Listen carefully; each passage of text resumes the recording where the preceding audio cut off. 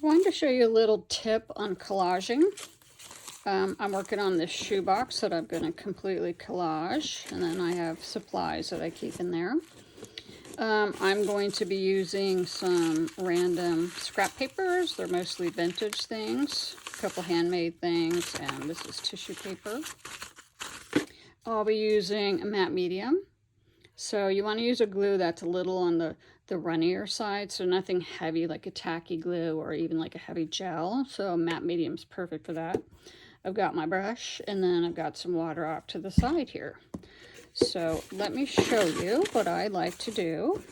And this is how I get really flat edges when I'm collaging. So like flat, no bubbling, no paper lifting, okay?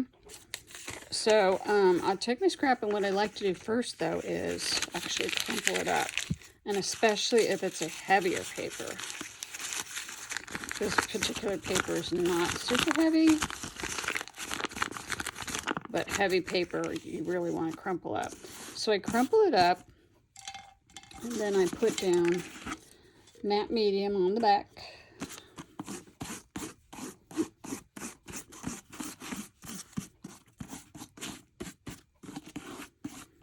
Get it nice and covered. And then also I add more matte medium to where I'm going to lay it down.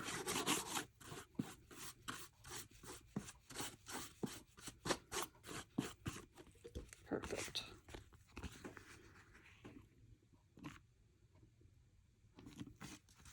I'm going to try to get my straight edge up here at the top so I don't have to do a lot of cutting. Then I just flatten it out. Then I'll take the water over here, and I'm going to put just a little bit on my fingers. And I've got some glue here that goes off to the side on the box. And I'm just going to spread it flat. And this gives me an opportunity to smooth out bubbles. And that's what will cause lifting of your paper. A little bit more glue on the edges so that they don't come up.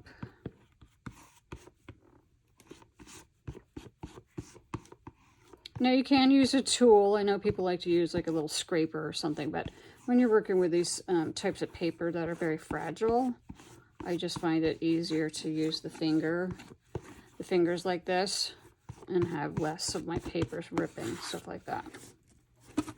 So very easy.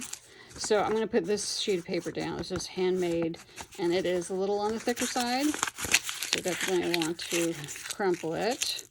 Sometimes they end up cracking though, like that. That's okay for me. I can just kind of tear that area off. Same thing. Let's put some gel medium on the back, or matte medium, excuse me.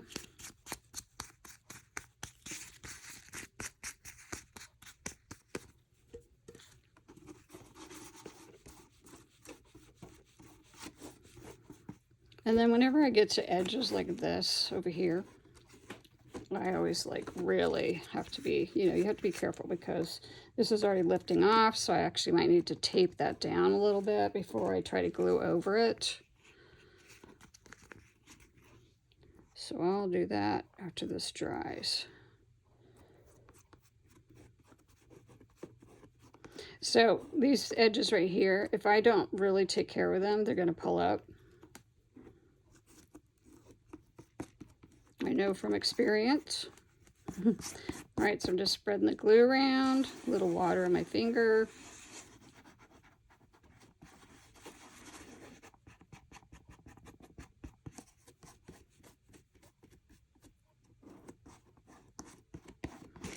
Yeah, definitely going to have to work over here when that dries. Probably use some fun little duct tape or something just to get that side down. But anyway, that's how I do it. And so then you can see this is all dried. And you can see how nice and flat it is. And then I usually will run my fingers along the edges, and if I feel edges that are kind of loose, there's one right there. Just a little bit more glue and smooth it down.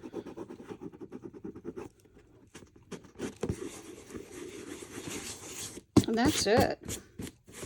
And that's how I get a super, super, super flat paper like that. Easy peasy.